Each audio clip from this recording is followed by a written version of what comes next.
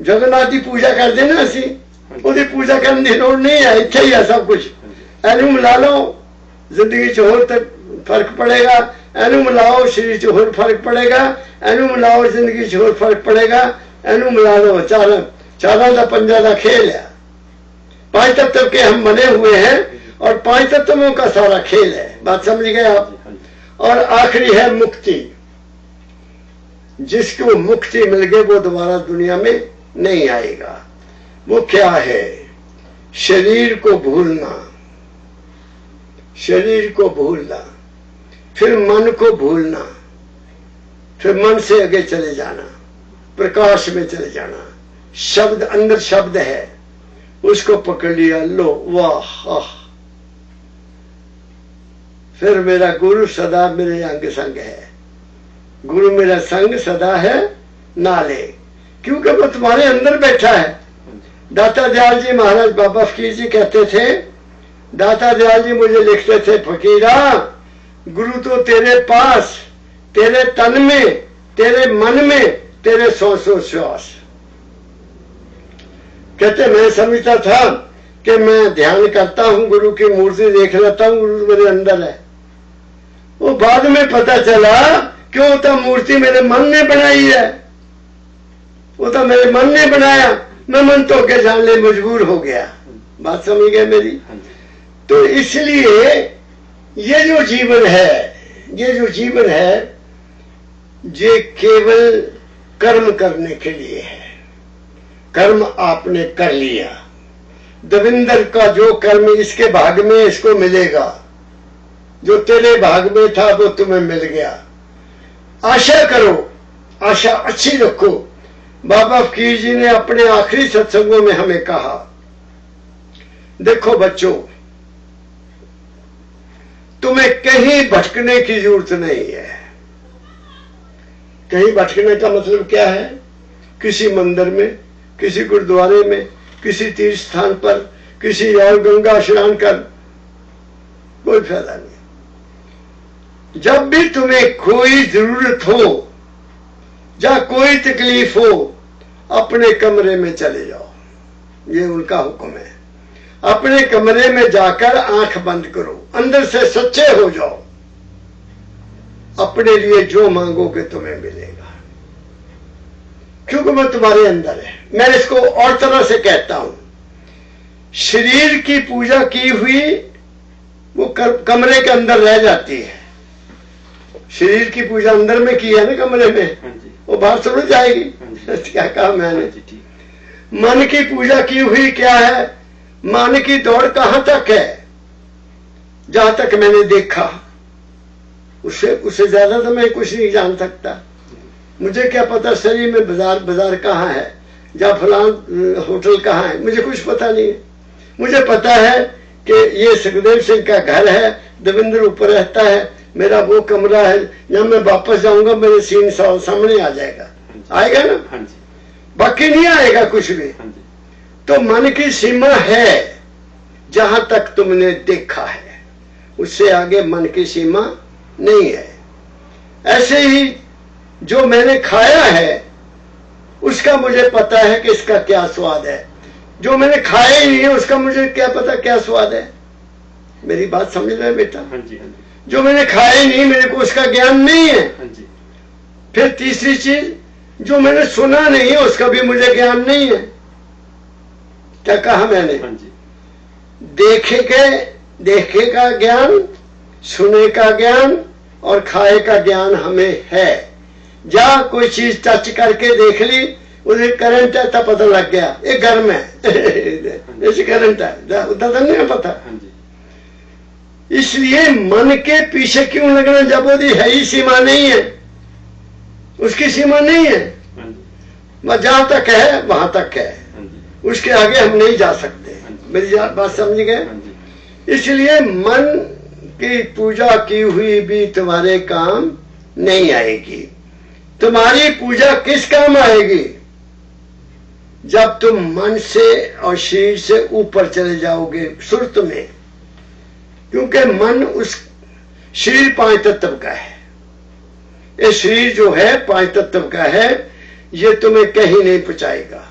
ये जहां जाओगे वही रहेगा। शरीर 5 तत्व का है, इसने वापस अपने घर में चला जाना है। मिट्टी मिट्टी में जाएगी, पानी पानी में जाएगा, अग्नि अग्नि में जाएगी। और इसीलिए लिखा है गुरु ग्रंथ साहब ने,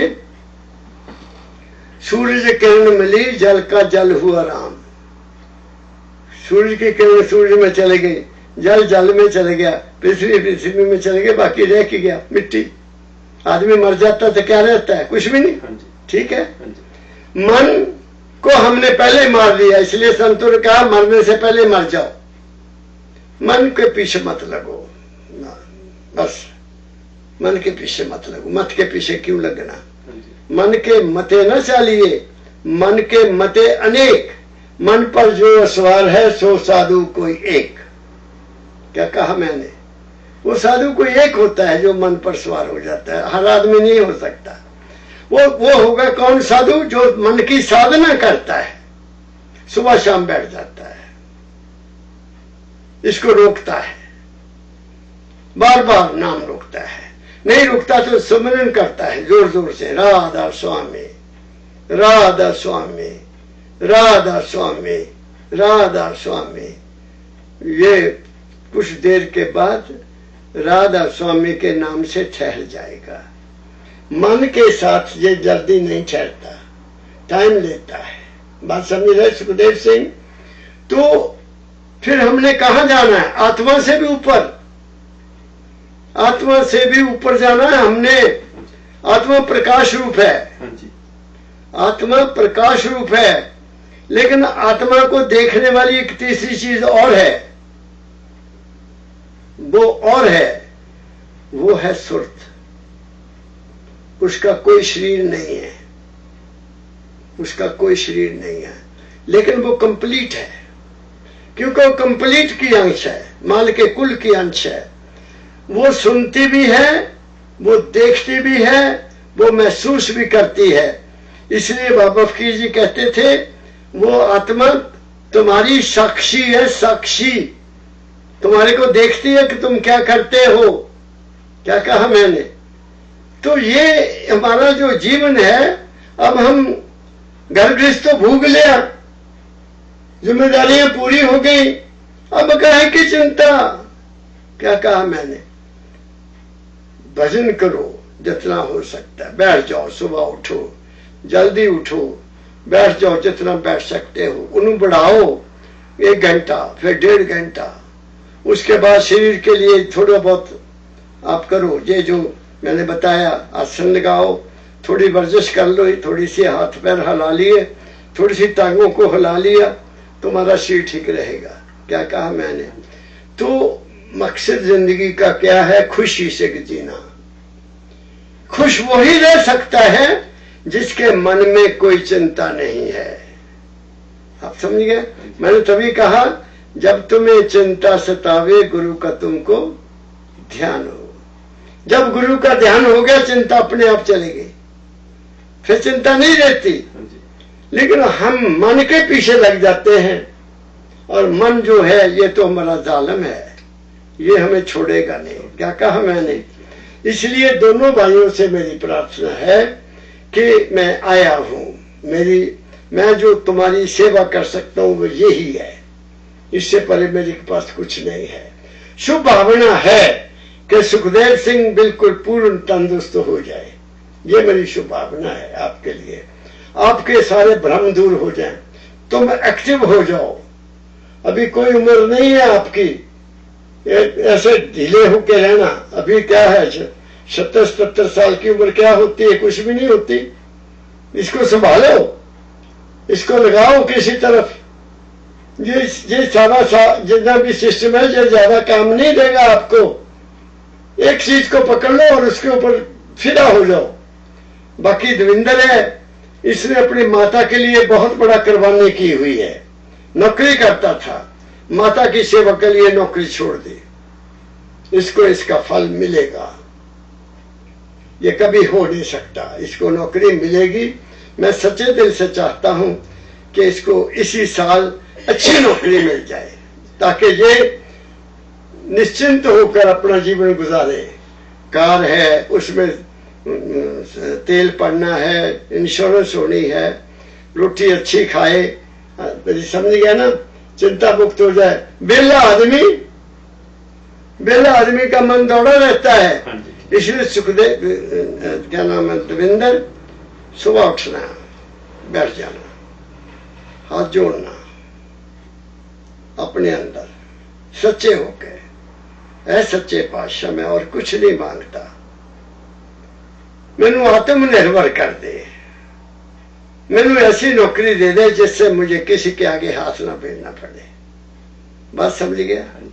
मुझे किसी के आगे हाथ न करना पड़े, मुझे अपनी शरण में रखो, मुझे रोटी दो, बस मुझे रोटी मिल जाए, कपड़ा मिल जाए, मैं तेरा कृतज्ञ होऊंगा, यही प्रार्थना करनी है और ये तेरी प्रार्थना सुनी जाएगी। समझ गए? मेरी शुभकामना आपके लिए बेटा, दोनों भाई हैं, सुख से रहो। मेरी बात समझ गए? तुम ये लक्ष्मण है, तुम राम हो, मैं ऐसा कहूंगा। ये आपकी सेवा करेगा, ये सेवा करेगा आपकी, मैं आपको बता देता हूं, और करेगा हर तरह से।